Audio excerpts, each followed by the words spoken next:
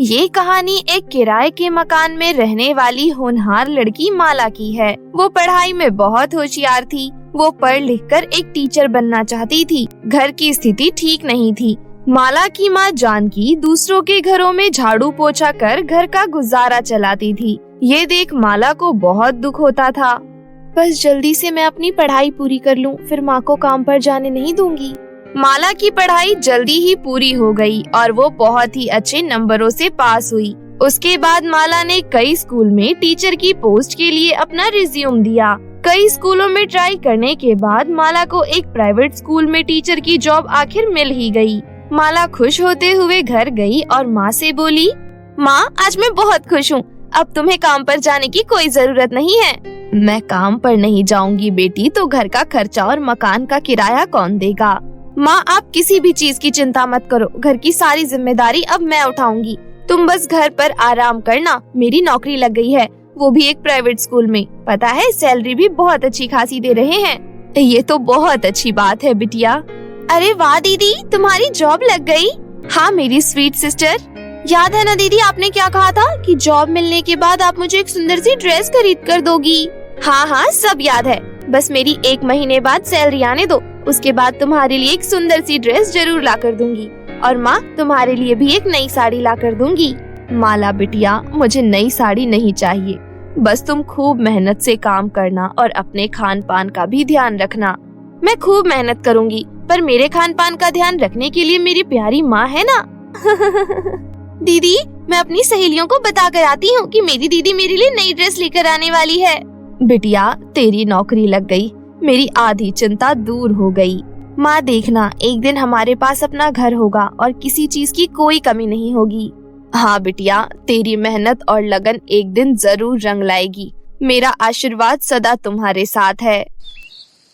अगली सुबह उठकर जल्दी से नहा धोकर माला स्कूल जाने के लिए तैयार हो गई। उसका आज नौकरी का पहला दिन था।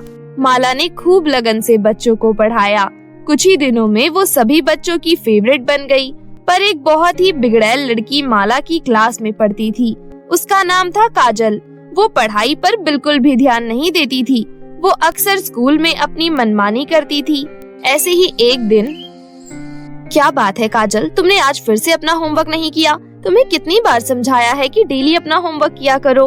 तुम होती कौन हो? मेरी मर्जी, मैं होमवर्क करूँ या ना करूँ। हाँ, बिहेव योरसेल्फ। ये तुम्हारा घर नहीं स्कूल है और मैं तुम्हारी टीचर हूँ। Teacher my foot. हाँ, शायद तुम्हें पता नहीं मेरे पापा इस शहर के मंत्री हैं। तुम्हारे पिता मंत्री हो या आम नागरिक, इससे मुझे कोई फर्क नहीं पड़ता। स्कूल में सब बच्चे एक समान होते हैं। तुमने आज होमवर्क नहीं किया, इसलिए क्लास के बाहर जाकर कान पकड़कर खड़ी हो जाओ। लेकिन काजल माला की बात अनसुनी कर अपनी सीट पर जाकर बैठ गई। तभी अचानक रिसेस की घंटी बज गई और माला ने चुप रहना ठीक समझा और स्टाफ रूम में चली गई। लेकिन काजल मन ही मन बोली, इस 2 कौड़ी की टीचर की इतनी हिम्मत, मुझे पनिशमेंट देगी, इसे तो मैं देख लूंगी। अब आए दिन काजल क्लास में अपनी मनमानी करने लगी। एक दिन तो हद ही हो गई। माला क्लास में पढ़ा रही थी, तभी काजल लंच बॉक्स निकालकर खाना खाने लगी। ये देख माला बोली, काजल ये क्या बदतमीजी है? मैं क्लास में पढ़ा रही हूँ और तुम लंच कर रही हो। अभी के अभी क्लास से बाहर निकल जाओ। I said get out. मुझे भूख लगी है, मेरा जब मन करेगा मैं तब अपना लंच कर सकती हूँ। लगता है तुम ऐसे नहीं मानोगी, तुम्हारी शिकायत प्रिंसिपल मैम से करनी पड़ेगी। तुम बहुत ही बदतमीज लड़की हो। तभी अचानक रिसेस की बेल बज गई। मैं नहीं चाहती कि मैं तुम्हारे पेरेंट्स को यहाँ बुलाऊं, इसलिए अच्छा होगा कि अपना बिहेवियर सुधारने की कोशिश करो। मैं तुम्हें लास्ट वार्निंग दे रही हूँ। इतना कहकर माला स्टाफ रूम में चली गई। वहीं दूसरी ओर काजल गुस्से में मन ही मन बोली, इस टीचर ने तो मेरी नाक में दम कर रखा है। मैं आज ही अपने पापा से इसकी शिकायत करूंगी और इसे स्कूल से निकलवा कर ही रहूंगी। घर जाकर काजल ने अपने पिता गोपी चंद, जो कि शहर के जाने माने मंत्री थे, गुस्से से बोली, डैड कल से मैं स्कूल नहीं जाऊंगी। क्या हुआ काजल, तुम इतने गुस्से में क्यों हो? डैड स्कूल में एक नई टीचर आई है, वो मुझे डेली परेशान करती है। आप उसे स्कूल से निकलवा दो, नहीं तो मैं कल से स्कूल नहीं जाऊंगी। कौन है वो? मुझे उसका नाम बताओ, मैं कल ही उसे स्कूल से निकलवा देता हूँ। फिर अगली सुबह काजल अपने पिता को लेकर स्कूल पहुँची। स्कूल की प्रिंसिपल काजल के पिता को देखते ही बोली, अरे सर आप यहाँ, कोई खास बात? प्रिंसिपल साहिबा, ये मैं क्या सुन रहा हूँ? आपके स्कूल की टीचर हर रोज मेरी बेटी को परेशान करती रहती है और आप कुछ करती नहीं।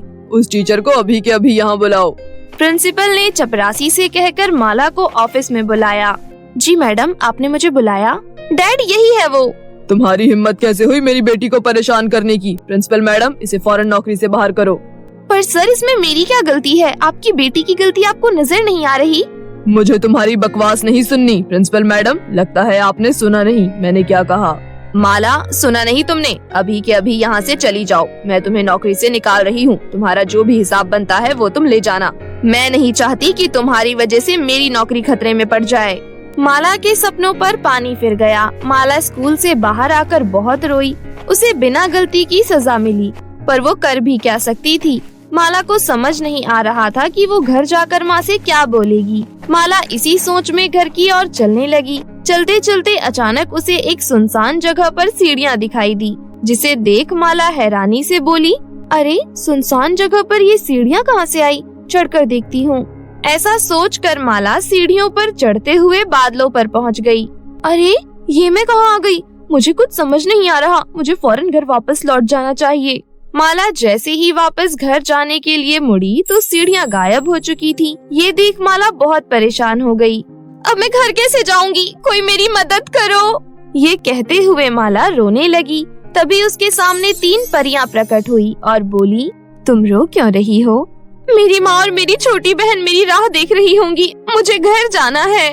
तुम चिंता मत करो, हम तुम्हें तुम्हारे घर छोड़ देंगे। पर तुम कुछ परेशान दिखाई दे रही हो। क्या हुआ? हमें बताओ, शायद हम तुम्हारी कुछ मदद कर सकते हैं। माला ने परियों को अपनी दुख भरी कहानी सुनाई, जिसे सुनकर परियां भी दुखी हो गईं। तभी उनमें से एक परी बोली, सोन परी, क्यों ना हम अपने परी लोग के स्कूल में पढ़ाने के लिए माला को ही टीचर रख लें। वैसे हमें भी तो परी लोग में ऐसी टीचर की तलाश थी जो धरती लोक के बारे में हमारे बच्चों को ज्ञान दे सके, ताकि हमारे बच्चे बड़े होकर जब धरती लोक पर जाएं तो उन्हें धरती लोक के बारे में पूरी जानकारी हो। हाँ नीलम परी, ये तो तुमने बिल्कुल सही कहा। माला, क्या तुम हमारे परी लोक के बच्चों को पढ़ाना चाहोगी?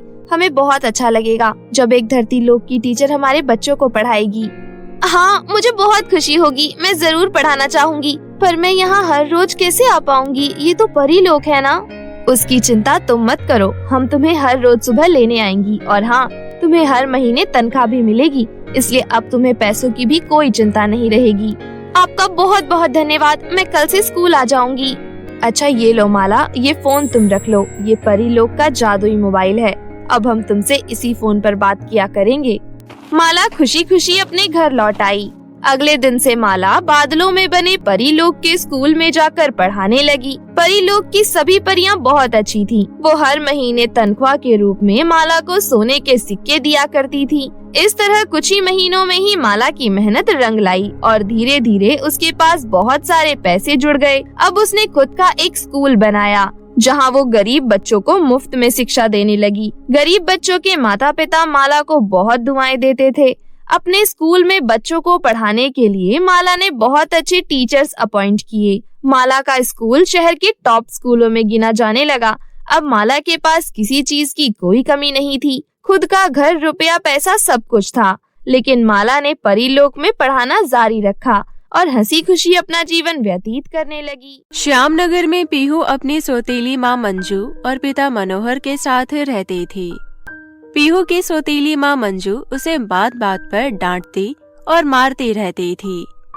क्यों रीनाश बेटी, कहाँ मर गई? हाँ माँ।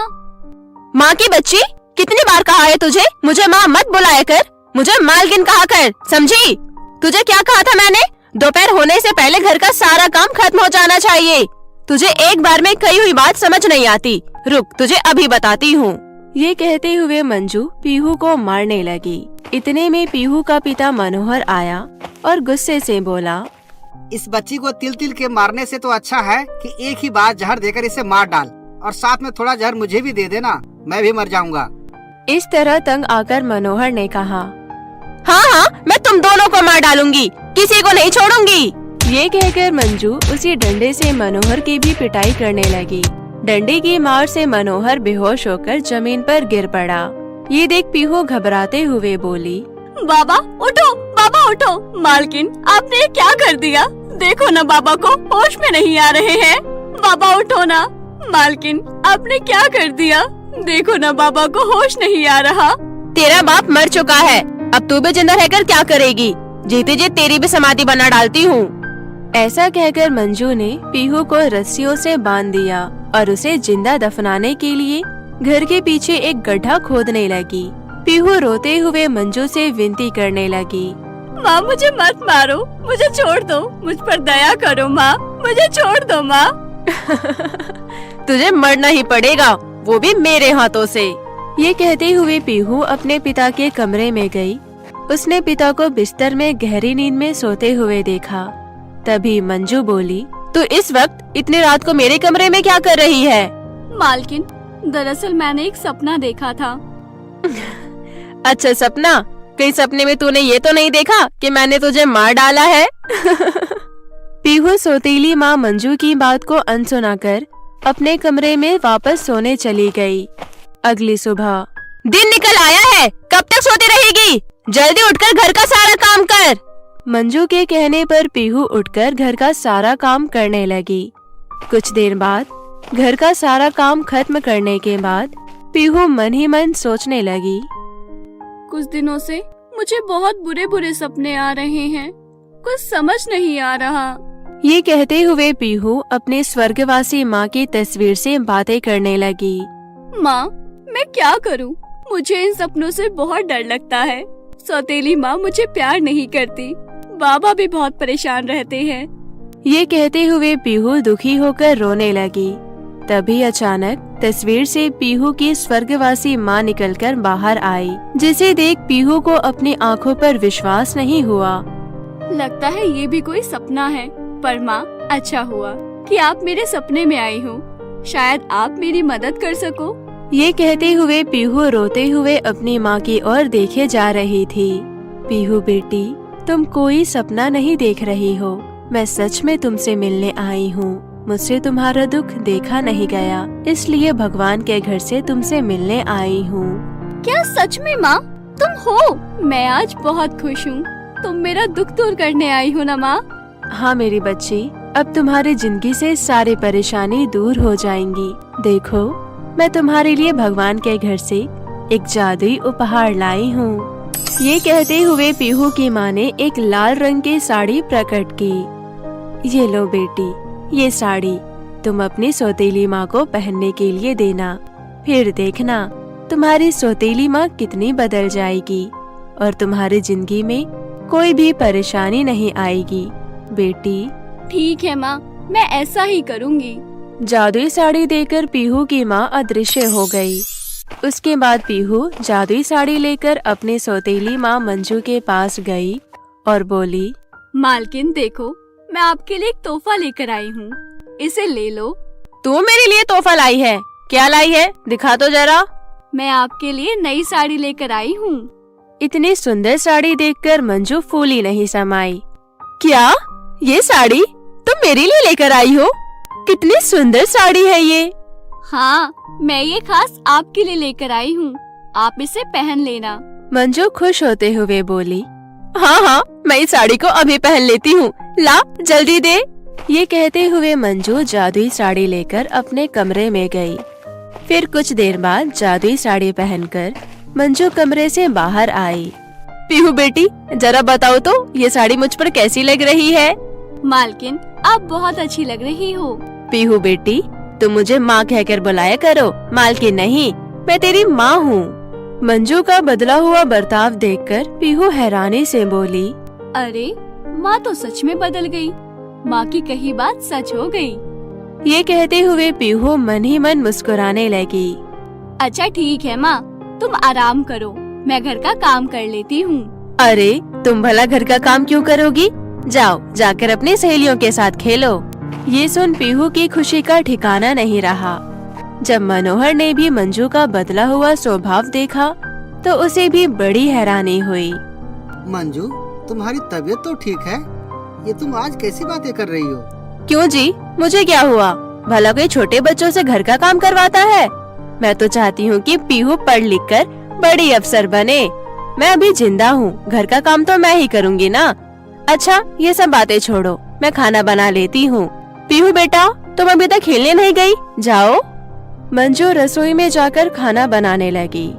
तभी मनोहर ने अपनी बेटी पीहू से कहा, ये मैं क्या देख रहा हूँ? कहीं तुम्हारी माँ का दिमाग सड़क तो नहीं गया? बाबा आप चिंता मत करो, माँ बिल्कुल ठीक है। ये कहते हुए पीहू ने जादुई साड़ी के बारे में अपने पिता मनोहर को सारी बात बताई। सच्चाई जानकर मनोहर की आंखों से आंसू आ गए। मेरी प्यारी बेटी, देखा तुम्हारी माँ इस दुनिया से तो चली गई, पर उसका तुम्हारे लिए प्यार कम नहीं हुआ। यही तो होता है माँ का प्यार। जो भी हो, आज मैं बहुत खुश हूँ बेटा। तुम जाओ और अपनी सहेलियों के साथ बाहर खेलो। पीहू खुश होते हुए बाहर खेलने के लिए चली गई। पीहू को बहुत समय बाद बहुत अच्छा लग रहा था। माँ आज मैं बहुत खुश हूँ, तुम्हारा बहुत बहुत धन्यवाद। ये कहते हुए पीहू अपनी माँ को याद कर रोने लगी। तभी वहाँ पीहू की स्वर्गवासी माँ फिर से प्रकट हुई। बेटी, ये समय रोने का नहीं, खुश रहो और हाँ, अपना ध्यान रखना।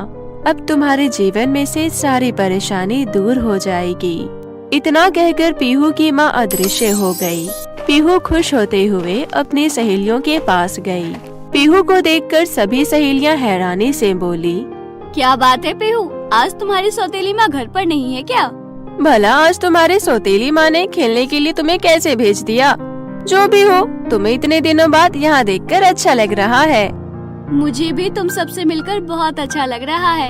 चलो मिलकर खेलते हैं। फिर उसके बाद सभी मिलकर एक साथ खूब मौज मस्ती कर खेलने लगे। शाम होने वाली थी। पीहू अपनी सहेलियों से विदा लेकर जाते हुए बोली, आज तुम सबके साथ खेलकर मुझे बहुत अच्छा लगा। मैं आज बहुत खुश हूँ। कल से हम रोज खेलेंगे। ये कहते हुए पीहू वापस घर लौट आई।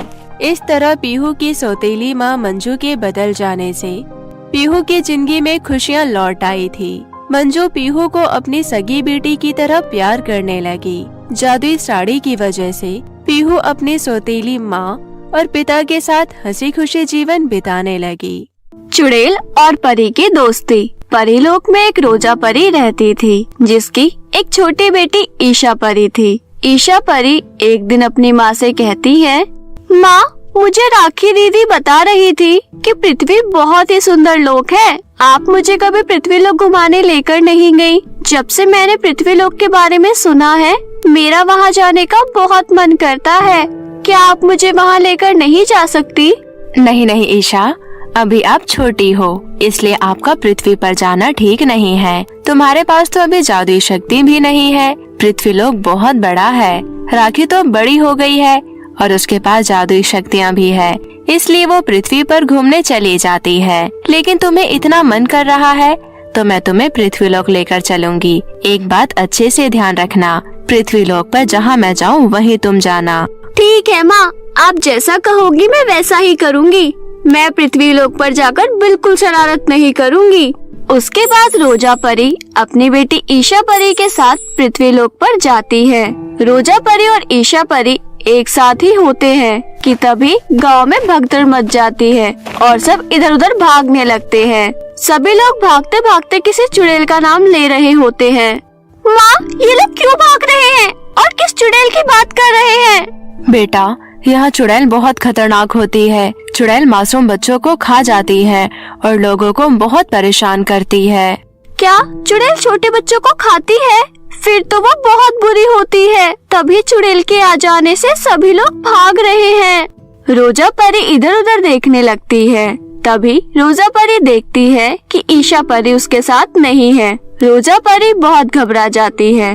रोजा परी हर जगह ईशा को ढूंढती है, लेकिन उसे ईशा परी कहीं नहीं दिखाई देती। रोजा परी अपनी जादुई शक्तियों से भी पता नहीं लगा पा रही थी कि ईशा परी कहाँ है।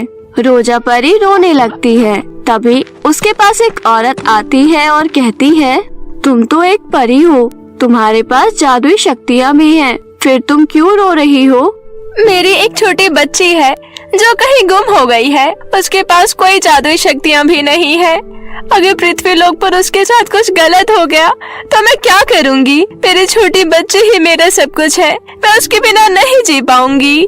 कहीं तुम उस बच्चे की बात तो नहीं कर रही हो जिसने लाल फ्रॉक पहन रखी है, लंबे घने बाल है और आंखें बहुत खूबसूरत है? हाँ, क्या तुमने ईशा को कहीं देखा है? हाँ, मैंने उस बच्ची को देखा है, लेकिन वो तो चुड़ैल के साथ थी। चुड़ैल ने उसे अपनी गोद में उठा रखा था। मैं तो उसे देखकर सोच रही थी कि पता नहीं इतनी प्यारी बच्ची किसकी है जो इस चुड़ैल का शिकार बनेगी। मेरे अंदर इतनी हिम्मत नहीं थी जो मैं उस चुड़ैल को रोक पाती। अब तुम्हें ही उस चुड़ैल से अपनी बच्ची को लाना होगा। चुड़ैल बहुत खतरनाक है। हर महीने गांव में आती है और सारा गांव तहस नहस कर देती है।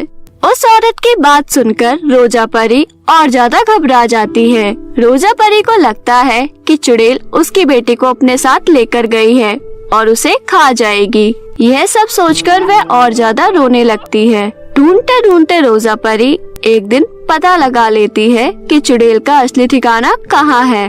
रोजा परी चुड़ैल के ठिकाने पर जाती है और वहाँ देखती है कि बहुत सारा मांस पड़ा है। ये सब देखकर रोजा परी को लगता है कि चुड़ैल ने उसकी बेटी को खा लिया है। रोजा परी गुस्से से चुड़ैल को कहती है, ओए दुष्ट चुड़ैल, तूने मेरी बच्ची को खा लिया। अब मैं तुझे नहीं छोड़ूंगी। तुझे बच्चों का मांस खाने की क्या जरूरत है? अगर तेरा पापी पेट तेरे से मांस मांगता है तो जानवरों को खाया करना।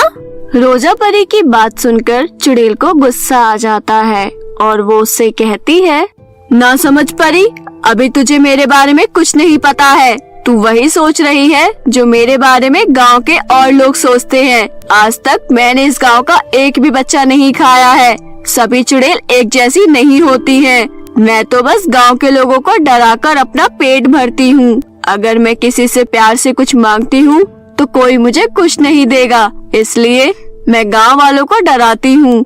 अगर मैं बुरी चुड़ैल होती तो पता नहीं अब तक कितने बच्चों को खा चुकी होती। रही तुम्हारी बेटी की बात, वह सही सलामत मेरे पास है। तुम जैसे चुड़ैल को मैं अच्छे से जानती हूँ, मेरे से झूठ मत बोलो। तभी चुड़ैल ईशा परी को आवाज लगाती है, ईशा, ईशा बेटा, इधर आओ, देखो तुमसे मिलने कौन आया है। जी चुड़ैल मासी, मैं आ रही हूँ। ईशा परी अपनी माँ को देखकर भागते हुए आती है और उसके गले लग जाती है। ईशा परी अपनी माँ से कहती है, माँ, जब आप मुझे ये सब बोल रही थी कि चुड़ैल बहुत खतरनाक होती है और बच्चों को खा जाती है, तभी मैंने देखा कि चुड़ैल एक छोटे बच्चे को बचा रही थी। उसी वक्त मैंने सोचा कि मुझे इनके साथ जाना चाहिए और चुड़ैलों के बारे में पता लगाना चाहिए। मैं ये देखना चाहती थी कि जो आप मुझे बता रही थी कि चुड़ैल खतरनाक होती है, क्या सच में चुड़ैल खतरनाक होती भी है या नहीं। चुड़ैल मासी से बात करके मुझे पता चला कि हर जगह अच्छे बुरे लोग होते हैं। हमारे परीलोक में भी तो कुछ बुरी परियां हो सकती है ना। ऐसे ही चुड़ैलों की दुनिया में भी कुछ बुरी चुड़ैलें होती होंगी जो बच्चों को खा जाती होंगी। लेकिन ये चुड़ैल मासी बहुत अच्छी हैं। इन्होंने मेरा बहुत ख्याल रखा। आज तो मुझे चुड़ैल मौसी आपके पास ले ही जाने वाली थी, लेकिन आप खुद ही आ गई। ईशा परी की बात सुनकर रोजा परी को बहुत अफसोस होता है और वो चुड़ैल से माफी मांगती है। चुड़ैल जी, मुझे माफ कर दो। मुझे लगा तुम भी ऐसे ही चुड़ैल हो जो बच्चों को खाती है, लेकिन तुमने तो मेरी बेटी का बहुत अच्छे से ख्याल रखा है। आज मेरी बेटी की वजह से मुझे चुड़ैलों का एक अच्छा रूप देखने को मिला। क्या तुम मेरी दोस्त बनोगी? क्यों नहीं परी, एक चुड़ैल परी की दोस्त जरूर बन सकती है। आज से हम बहुत अच्छे दोस्त हैं। मुझे ईशा से बहुत लगाव हो गया है। आज से ईशा भी आपकी बेटी जैसी ही है। इसी तरह परी और चुड़ैल की दोस्ती हो जाती है। चुड़ैल रोजा परी और ईशा परी को पृथ्वी की अच्छी अच्छी जगह पर घुमाने लेकर जाती है। रोजा परी और ईशा परी चुड़ैल से विदा लेकर अपने परिलोक वापस चली जाती हैं। तो देखा दोस्तों आपने, हर कोई बुरा नहीं होता है। अगर आप अच्छे हो तो सामने वाला भी आपके साथ अच्छा ही व्यवहार करेगा। तो मेरे प्यारे दोस्तों, कैसी लगी आपको हमारी आज की ये कहानी? हमें कमेंट में जरूर बताएं और अपने दोस्तों के साथ जरूर शेयर करें। और हाँ दोस्तों, अगर आपने अभी तक हमारे चैनल को सब्सक्राइब नहीं किया है तो नीचे दिए हुए लाल बटन को दबाकर अभी सब्सक्राइब कर ले। साथ ही बेल आइकन को दबाना ना भूलें। तो मिलते हैं आपसे फिर किसी नई कहानी के साथ। तब तक के लिए अपना ध्यान रखिए। धन्यवाद। सौतेली बेटी की किस्मत। ये कहानी एक प्यारी सी लड़की मिस्टी की है। 2 साल पहले मिस्टी की माँ की गंभीर बीमारी के चलते मौत हो गई थी। मिस्टी की छोटी उम्र को देखते हुए रिश्तेदारों के कहने पर मिस्टी के पिता राकेश ने केतकी से दूसरी शादी कर ली। केतकी राकेश के सामने तो मिस्टी से बहुत प्यार करने का दिखावा करती, लेकिन पीठ पीछे उसके साथ बहुत ही बुरा व्यवहार करती थी। एक दिन राकेश को नौकरी के सिलसिले में शहर जाना था। जब ये बात मिस्टी को पता चली तो वो अपने पिता के गले लगकर फूट फूट कर रोने लगी। उसके पिता राकेश उसे चुप कराने की बहुत कोशिश कर रहे थे, लेकिन मिस्टी बस रोती ही जा रही थी। बाबा प्लीज आप मत जाइए ना, मैं आपके बिना कैसे रहूंगी। मुझे आपकी बहुत याद आएगी, बहुत। अरे बेटा, मैंने कहा ना, मैं शहर जाकर तुम्हें रोज फोन करूंगा, तुमसे ढेर सारी बातें किया करूंगा। लेकिन बाबा आप पास तो नहीं होंगे ना। जब आपको गले लगाने का मन करेगा तो नहीं लगा पाऊंगी मैं। आपके साथ खेलने का मन करेगा तो नहीं खेल पाऊंगी। बोलिए बाबा, फोन पर ये सब संभव होगा क्या? मिस्टी अपने बाबा से बात कर ही रही थी कि तभी वहाँ उसकी सौतेली माँ केतकी आई और बोली, अरे आप अभी तक तैयार नहीं हुए शहर जाने के लिए? कहीं बस ना निकल जाए आपकी। अरे केतकी, अब तुम ही समझाओ मिस्टी को, मैं तो इसे समझा समझा कर थक गया। क्या हुआ बिटिया, तुझे पता है ना तेरे बाबा का शहर जाना कितना जरूरी है। वहाँ उन्हें कितनी अच्छी नौकरी मिली है। वो वहाँ से तेरे लिए ढेर सारे पैसे भेजेंगे। उन पैसों से मैं तेरे लिए ढेर सारे नए नए खिलौने खरीद दूंगी। हाँ, और बोलने वाली गुड़िया जो मेरी बिटिया को बहुत पसंद है, मैं वो भी खरीद दूंगा। लेकिन तुम्हें हर रोज स्कूल जाकर मन लगाकर पढ़ाई करनी होगी। बड़ी होकर तुम्हें एक अफसर जो बनना है। बड़ी मुश्किल से राकेश अपनी बेटी मिस्टी को समझाकर शहर चला गया। राकेश के शहर जाने के बाद केतकी मिस्टी से और भी ज्यादा बुरा व्यवहार करने लगी। एक दिन सुबह सुबह जब मिस्टी तैयार होकर स्कूल जा रही थी, तब केतकी गुस्से से बोली, अरे सुबह सुबह कहाँ जा रही है तू? माँ, मैं स्कूल जा रही हूँ। बड़ी है स्कूल जाने वाली, घर का इतना सारा काम पड़ा हुआ है, इसे कौन करेगा? तुझे क्या लगा ये सारा काम मैं करूँगी? मैं तेरी नौकरानी नहीं हूँ, समझी? चल जल्दी स्कूल का बैग उतार और घर का काम कर, नहीं तो तुझे इतना मारूंगी कि पढ़ाई लिखाई 1 मिनट में भूल जाएगी तू। मिस्टी रोते हुए घर का सारा काम करने लगी। घर की साफ सफाई, कपड़े धोना, बाजार से सब्जी लाना, फिर अपनी सौतेली माँ और अपने लिए खाना बनाना। लेकिन जरा से भी गलती होने पर केतकी उसे खूब मारती भी थी। ऐसे ही एक दिन मिस्टी घर का काम खत्म कर अपनी पढ़ाई कर रही थी कि तभी केतकी गुस्से में वहाँ आई और बोली, अरे करमजली, तुझे मैंने क्या कहा था? मेरे सारे कपड़े इस्त्री हो जाने चाहिए और तू यहाँ अपने स्कूल की किताबें खोल कर बैठी है। माँ, मैंने तो सारे कपड़े पहले से ही इस्त्री करके रख दिए। ओहो, महारानी ने सारे कपड़े इस्त्री भी कर दिए, तो ये क्या है? माँ, मुझे ये कपड़ा दिखा नहीं। क्यों, अंधी हो गई है क्या तू, या जानबूझकर मेरी बात नहीं सुनना चाहती? देख अब मैं तेरी क्या हालत बनाती हूँ, बस तू देखती जा। ये कहते हुए केतकी ने इस्त्री गरम करके मिस्टी के हाथों में लगा दिया। बेचारी मिस्टी दर्द से करहा उठी। माँ, बहुत जल रहा है माँ, मेरा हाथ बहुत जल रहा है। उसी समय अचानक फोन की घंटी बजी। फोन मिस्टी के पिता राकेश का था। ये देख केतकी मिस्टी को धमकाते हुए बोली, चुपचाप सुन मैं क्या कह रही हूँ। अगर आज तूने अपना मुंह खोला तो सुन ले, अभी तो मैंने सिर्फ तेरे हाथ ही जलाए हैं। अगर तूने अपने बाप से कुछ कहा तो तुझे जलाकर मार डालूंगी, समझी? अब जा यहाँ से। उसके बाद केतकी ने फोन उठाया। हेलो, कैसी हो तुम दोनों? हम सब यहाँ अच्छे रह रहे हैं, आपका काम कैसा चल रहा है? अरे बहुत अच्छा, मालिक मेरे काम से बहुत खुश है। उन्होंने मेरी पगार 2000 रुपए बढ़ा दी है। अच्छा ये सब छोड़ो, मिस्टी बिटिया को फोन देना जरा। अरे मिस्टी तो स्कूल चली गई। स्कूल? इतनी जल्दी? हाँ, कह रही थी मैडम ने स्कूल में आज सुबह जल्दी बुलाया है। मिष्टी बिटिया से 3-4 दिन हो गए बात नहीं की। रात को फोन करता हूँ तो तुम कहती हो वो सो गई है। अरे सब ठीक तो है ना? हाँ सब ठीक है।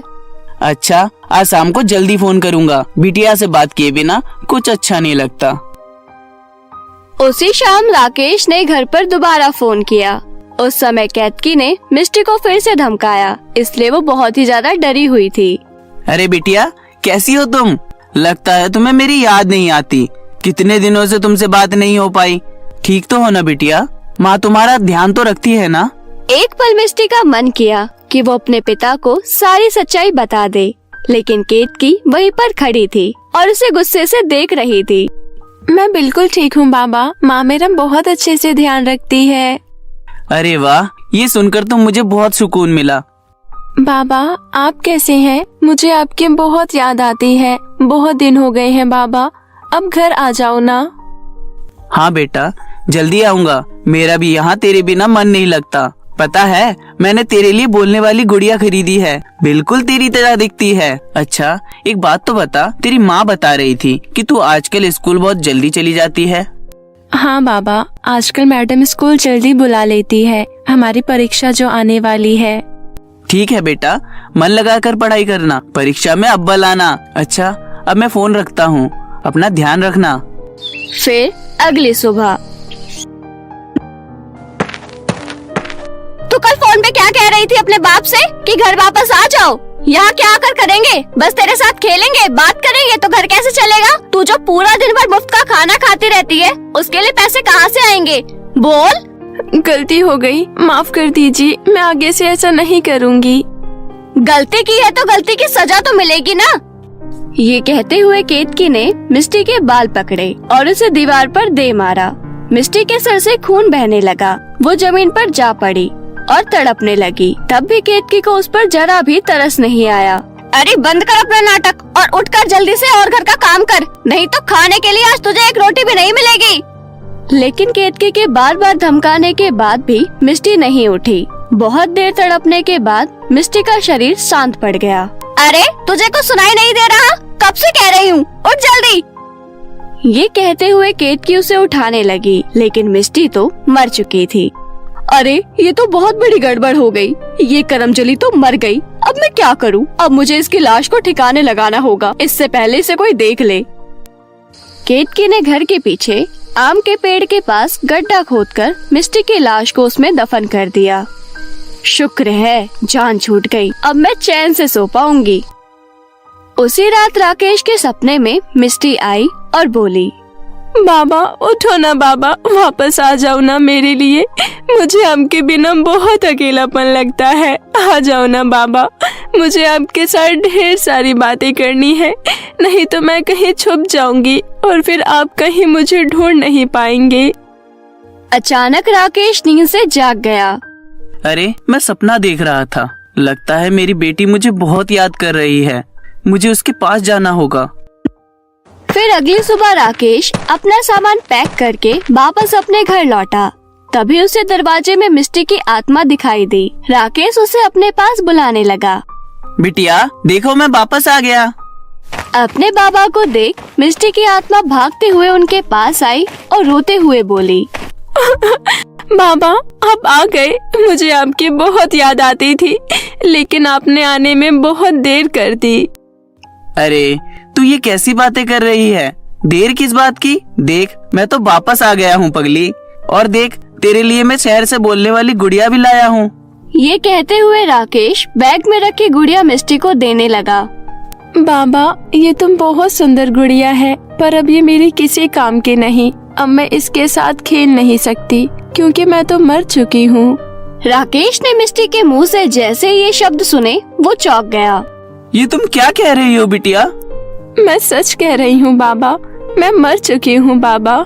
सौतेली माँ ने मुझे मारकर घर के पीछे आम के पेड़ के पास गड्ढा खोदकर उसमें दफना दिया है। लेकिन बाबा आप माँ को कुछ मत कहना, क्योंकि वो भी चली जाएगी तो आपका ध्यान कौन रखेगा।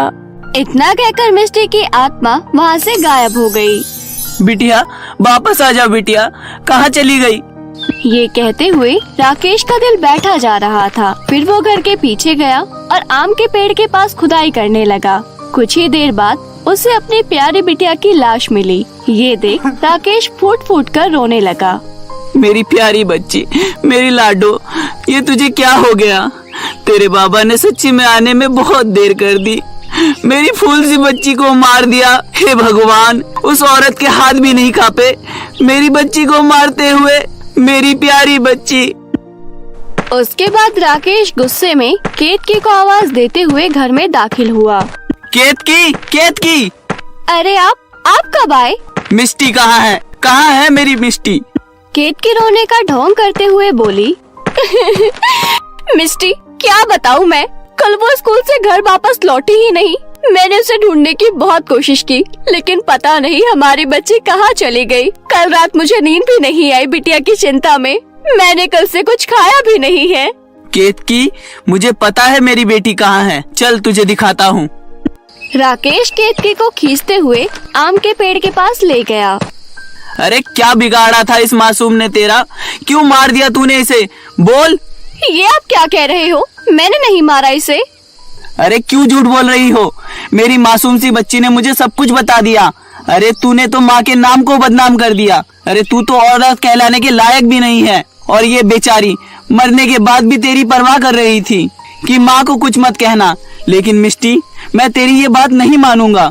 मुझे माफ कर दे बेटी, मैं तेरी ये बात नहीं मान पाऊंगा। उसके बाद राकेश पुलिस स्टेशन जाकर सारी बात पुलिस को बताता है। मासूम सी बच्ची को मारने के जुर्म में केतकी को उम्र कैद की सजा हुई। वहीं राकेश ने बाकी की जिंदगी गरीब और बेसहारा बच्चों की जिंदगी संवारने में बिता दी। तो मेरे प्यारे दोस्तों, कैसी लगी आपको ये कहानी? हमें कमेंट में जरूर बताएं।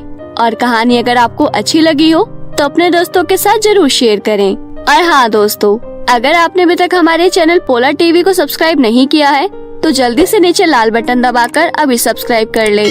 सौतेली माँ और जादुई सोने के झुमके। एक गांव में पवन नाम का एक आदमी रहता था।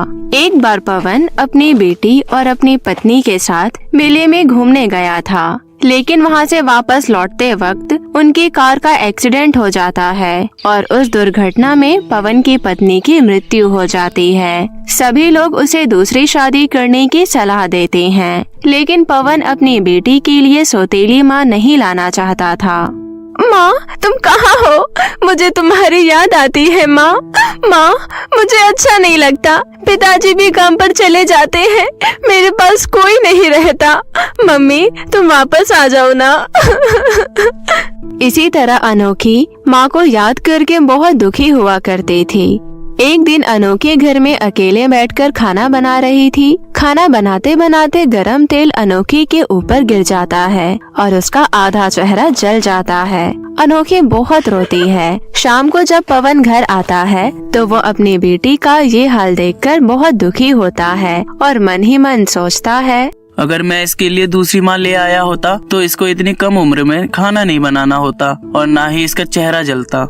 फिर पवन दूसरी शादी करने का मन बना लेता है और कुछ ही दिन बाद पवन दूसरी शादी कर अपनी दूसरी पत्नी सविता को ले आता है और घर आकर कहता है, अनोखी मेरी बच्ची, देखो मैं तुम्हारे लिए किसे लेकर आया हूँ। अपने पिता की ये बात सुनकर अनोखी भागकर आती है और सविता के गले लग जाती है। सविता अनोखी का जला चेहरा देखकर डर जाती है और कहती है, पवन जी, इसके चेहरे को क्या हो गया?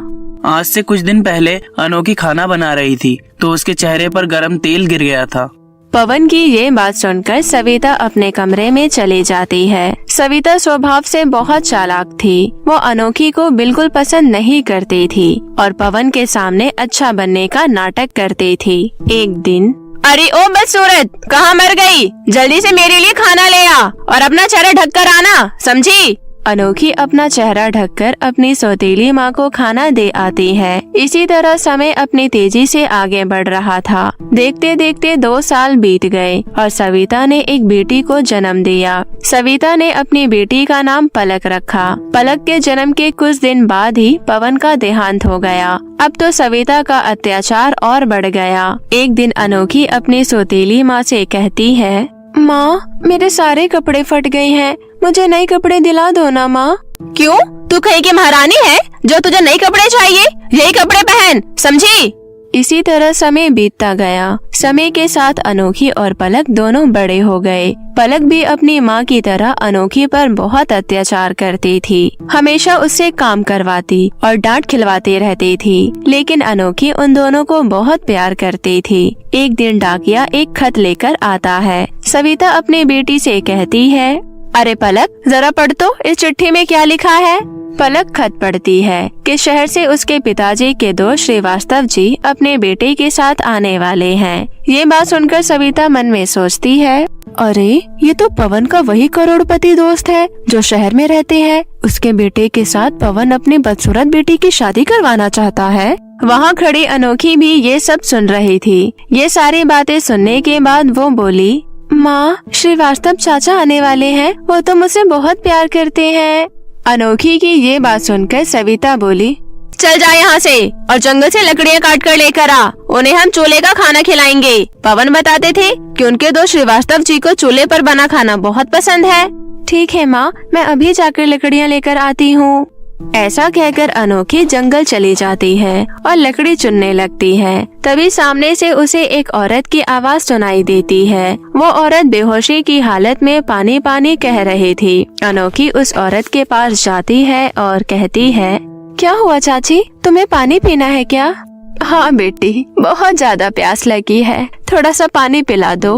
अनोखी आसपास देखती है तो उसे कुछ दिखाई नहीं देता, तो वो उस औरत से बोलती है, चाची, यहाँ तो कुछ पीने का नहीं है, रुको मैं कुछ करती हूँ। जंगल में थोड़ी देर चलने के बाद अनोखी को एक नदी दिखती है। नदी से पानी लाकर अनोखी उस औरत को पिला देती है। पानी पीकर वो औरत कहती है, खुश रहो बेटी, तुम तो मुझे जानती भी नहीं हो, फिर भी तुमने मेरी इतनी मदद की। बेटी, मैं तुम्हें कुछ देना चाहती हूँ। लेकिन चाची, मुझे कुछ नहीं चाहिए। बेटी, तुझे लेना तो पड़ेगा। ये ले, ये जादुई सोने के झुमके हैं। इसे पहनकर तुम जो मांगोगी वो तुम्हें मिल जाएगा, लेकिन इसका जादू पूरे दिन में सिर्फ एक बार होता है। सच में चाची, ऐसा हो सकता है क्या? ऐसा कहकर अनोखी उस जादुई झुमके को अपने कानों में पहनती है और सोचती है, काश मेरा ये जला हुआ चेहरा जिससे मैं बहुत बदसूरत दिखती हूँ वो ठीक हो जाए। इतना सोचते ही अनोखी का चेहरा बिल्कुल ठीक हो जाता है और वो बहुत खूबसूरत हो जाती है। दूसरी तरफ घर पर उसकी सौतेली माँ गुस्से में उसका इंतजार कर रही थी। पता नहीं कहाँ मर गई है ये लड़की। इतने में शहर से श्रीवास्तव जी और उनका बेटा आ जाते हैं। उन्हें देखकर सविता बहुत खुश होती है और अपनी बेटी पलक को अनोखी बनाकर सामने ले आती है। क्या बताऊं भाभी जी, पवन की मौत की बात सुनकर बहुत ही बुरा लगा। उस समय मैं शहर से कहीं बाहर गया हुआ था, चाह कर भी नहीं आ पाया। क्या कहूँ भाई साहब, इनके जाने के बाद घर की हालत बहुत बुरी हो गई थी। बड़ी मुश्किल से इसको पाला है। सगी बेटी से भी ज्यादा प्यार दिया है मैंने इसको। भाभी जी, आप चिंता ना करें, अब ये हमारे घर की अमानत है। मैंने पवन से वादा किया था कि मैं अनोखी बेटी को अपने घर की बहू बनाऊंगा। ये सुनकर दोनों माँ और बेटी खुश हो जाते हैं कि श्रीवास्तव ने पलक को अनोखी समझ लिया है। तभी अनोखी वहाँ आ जाती है। वो बहुत सुंदर लग रही थी। उसका जला हुआ निशान भी हट गया था और कानों में गोल्डन झुमके उसकी खूबसूरती में चार चांद लगा रहे थे। दोनों माँ बेटी उसे देखते ही रह जाते हैं और श्रीवास्तव और उसका बेटा भी उसे देखते ही रह जाते हैं। तभी अनोखी कहती है, अरे श्रीवास्तव चाचा, आप आ गए। प्रणाम, आप कैसे हैं? तुम कौन हो बेटी, और तुम मुझे कैसे जानती हो? चाचा जी, मैं अनोखी, आपके सबसे अच्छे दोस्त की बेटी। तुम अनोखी हो? तो फिर ये कौन है? ये मेरी छोटी बहन पलक है। ये सुनकर सविता का मुंह छोटा सा हो जाता है और श्रीवास्तव सब समझ जाता है कि सविता अपनी बेटी पलक को अनोखी बनाकर उसके सामने लाई है ताकि वो अपनी बेटी की शादी उसके बेटे से करवा सके। भाभी जी, मुझे सब समझ में आ गया है। आपको शर्म आनी चाहिए ऐसा करते हुए। उसके बाद श्रीवास्तव सब कुछ अनोखी को बताता है कि किस प्रकार उसके सौतेली माँ ने अपनी बेटी को अनोखी बनाकर उसको दिखाया। ऐसा कुछ नहीं है भाई साहब, वो तो बस। सारी बात सुनने के बाद अनोखी बोलती है, श्रीवास्तव चाचा, मेरी माँ और बहन दोनों बहुत अच्छे हैं। ये दोनों मुझे बहुत प्यार करते हैं। चाचा जी, मैं किसी और से प्यार करती हूँ। आप अपनी बेटी की शादी पलक से करवा दीजिए, इसलिए मैंने ऐसा किया। ये सब सुनकर सविता को अपनी गलती का एहसास होता है कि उसने अनोखी के साथ कितना गलत किया और अपनी गलती सुधारने के लिए वो सारा सच श्रीवास्तव को बताती है कि उसने अनोखी के साथ कितना गलत किया है और उसने ये भी बताया कि अनोखी झूठ बोल रही है कि वो किसी और को पसंद करती है। अनोखी मेरी बच्ची, तुमने बहुत दुख देखा है बेटा, लेकिन अब और नहीं। तुम मेरे घर की बहू हो, अब तुम मेरे साथ शहर चलोगी। मुझे माफ कर दो मेरी बच्ची, तुम बहुत अच्छी हो, लेकिन मैंने तुम्हारे साथ अच्छा नहीं किया। ये सब सुनकर अनोखी अपनी माँ के गले लग जाती है। थोड़ी देर बाद सविता की नजर उसके गोल्डन झुमकों पर पड़ती है। वो अनोखी से पूछती है, ये सोने के झुमके तुम्हारे पास कहाँ से आए? और तुम्हारा चेहरा तो जला हुआ था ना, तो ये ठीक कैसे हो गया? अनोखी अपनी सौतेली माँ को उस जादुई सोने के झुमकों के बारे में सब कुछ बताती है। ये सुनकर सविता बोलती है, बेटी, इसलिए कहते हैं कि भगवान सब देख रहा है। अच्छे लोगों के साथ हमेशा अच्छा ही होता है, इसलिए ही तुम्हें वो जादुई सोने के झुमके मिले। ऐसा कहकर सविता फिर से अनोखी के गले लग जाती है। उसके बाद बड़े धूमधाम से अनोखी की श्रीवास्तव के बेटे के साथ शादी हो जाती है और वो अपना जीवन खुशी खुशी व्यतीत करने लगती है।